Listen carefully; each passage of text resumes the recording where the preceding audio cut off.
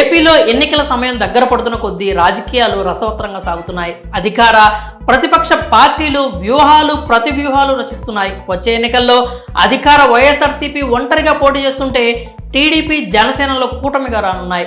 ఇదిలా ఉంటే టీడీపీ జనసేన పొత్తుల వ్యవహారం ఇంకా ఓ కొలిక్కి రాలేదు. కానీ ఇప్పటికే పవన్ కళ్యాణ్ 4 స్థానాల్లో తన పార్టీ అభ్యర్థులను ప్రకటించారు.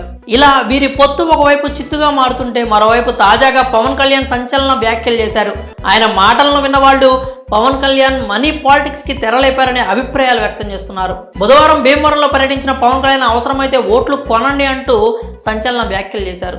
అధికార పార్టీ అవినీతికి పాల్పడుతుందని, ఓట్లను కొనుగోలు చేస్తుందంటూ అనేక సందర్భాల్లో ఆరోపణలు చేసిన పవన్ ఈ వ్యాఖ్యలు చేయడం ఇప్పుడు చర్చనీయాంశంగా మారింది. తాను ఎన్నికల్లో డబ్బులు ఖర్చు చేయకపోవడం వల్లే ఓడిపోయానని, తాను ఎప్పుడూ అలాంటి రాజకీయం చేయనంటూ తెగ బీరాలు పలికారు. అంతేగాక తనను 2 చోట్ల ఓడించారంటూ అనేక సభల్లో ప్రస్తావించారు. 2019 ఎన్నికల్లో భీమవరం, గాజువాక 2 స్థానాల్లో పోటీ చేసిన ఆయన ఓటమి పాలైన సంగతి తెలిసిందే. 2024లో కూడా మరోసారి భీమవరం నుంచే పోటీ చేస్తున్నట్లు క్యాడర్కి సంకేతాలు ఇచ్చారు.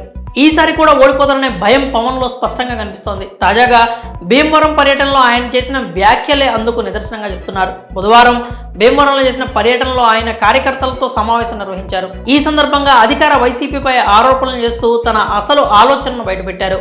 ఓట్లు కొనండి అంటూ నేతలకు పరోక్షంగా తెలిపారు. పవన్ కళ్యాణ్ మాట్లాడుతూ ఓట్ల కోసం డబ్బులు ఖర్చు చేయాల్సిందే, ఎన్నికల్లో నాయకులు డబ్బులు ఖర్చు పెట్టాల్సిందే, కనీసం భోజనాలకైనా డబ్బు ఖర్చు పెట్టకపోతే ఎలా, ఓట్లు కొనాలా లేదా అనే నిర్ణయం మీరే తీసుకోండి, డబ్బులు లేకుండా రాజకీయాలు చేయాలని నేను ఎవరికీ చెప్పలేదు, ఎన్నికల సంఘం కూడా అభ్యర్థి ఖర్చును 45 లక్షలకు పెంచింది, రాజకీయ నాయకులు డబ్బులు ఖర్చు పెట్టాల్సిందే, ఓట్లు కొనాలా వద్దా అనేది నేను చెప్పను, 1000 కోట్లు ఖర్చు పెట్టే వాళ్ళు కూడా గప్చుప్గా కూర్చుంటున్నారు అంటూ ఆయన వ్యాఖ్యానించారు.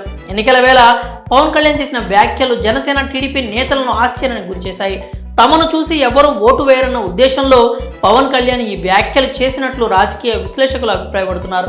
అంతేకాక ఓటమి భయంతో పవన్ మనీ పాలిటిక్స్ కి తెరలేపారనే అభిప్రాయాలు వ్యక్తమవుతున్నాయి. మరి పవన్ కళ్యాణ్ చేసిన ఈ వ్యాఖ్యలపై మీరేమనుకుంటున్నారో మీ అభిప్రాయాలని కామెంట్స్ రూపంలో తెలియజేయండి.